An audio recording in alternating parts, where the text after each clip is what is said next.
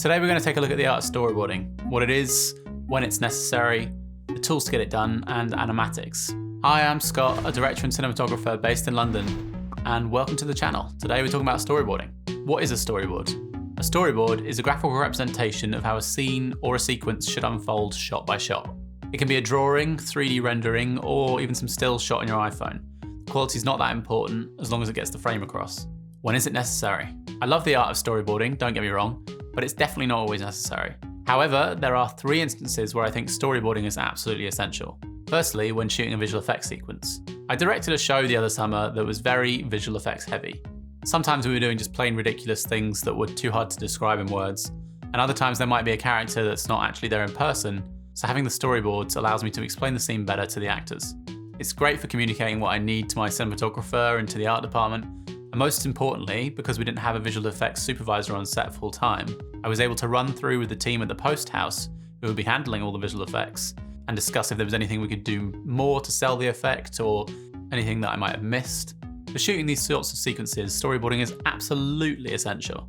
When animating, I've been working with an illustrator recently on a project, and if a scene is complicated enough, it can take hours and hours and hours just to draw one frame. So there's not really any time, and there's certainly no need to draw a frame or draw assets for a frame if it's just going to end up on the cutting room floor at the end of the process. By taking the time to storyboard ahead of the final animation, you hopefully save a lot of time by not wasting time in the overall process. Thirdly, when timing is critical. This comes up in a number of scenarios. I did a music video once with a bunch of match frames at key points in the track, and the timings had to be perfect.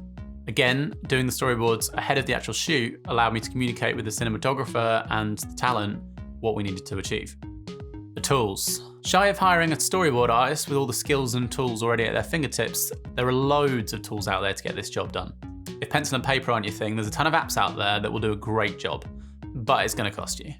Storyboardthat.com is like Bitmoji, but for storyboarding. It wasn't specifically designed for the film industry, but it'll do the job, and it's definitely one of the cheaper options out there.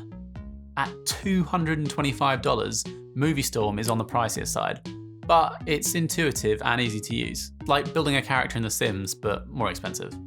Lastly, if you're lucky enough to have a Wacom pen, then Storyboarder is a free application available for Mac, Windows, and even Linux if you're that way inclined. It's slick, it's sexy, and if you can't draw, then there's the shot generator. You just type a description in the search bar, change the parameters how you like, the shots are fully customizable. And how did I do it? Well, I could have gone old school with a pencil and paper, but why needlessly kill trees when instead I can draw it on a tablet, forget to save, and lose over 4 hours worth of work for the first time that my iPad has crashed in over 2 years. This was a one-off though, to be fair. I usually sketch things out using my Apple Pencil and Photoshop for the iPad.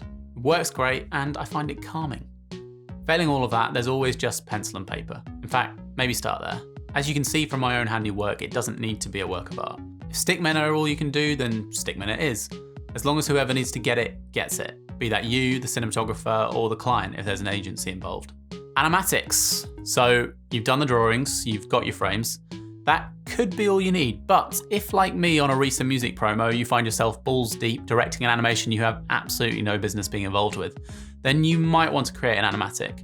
In this example, for my American amigo Chris, timing was critical. We had a clear idea of what needed to happen in each frame, and with a tight deadline and an even tighter budget, we couldn't afford to waste any time drawing and animating frames and scenes that ultimately would end up on the cutting room floor. So, I took my crudely drawn storyboards and created an animatic. Immediately I found I doodled shots that I wouldn't need, as well as finding a couple new ones I hadn't thought of yet.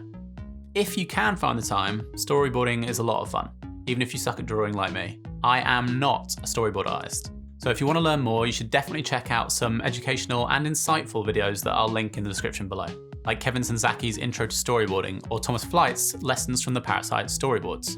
There's also a great article from director and actor Jodie Foster on the topic. I'll link that too. Let me know in the comments below if you found this useful, or just hit that like button. If you've got any good tips to speed this process up, then let me know. Make sure to subscribe for more semi-helpful tips and insider industry knowledge. Thanks for watching.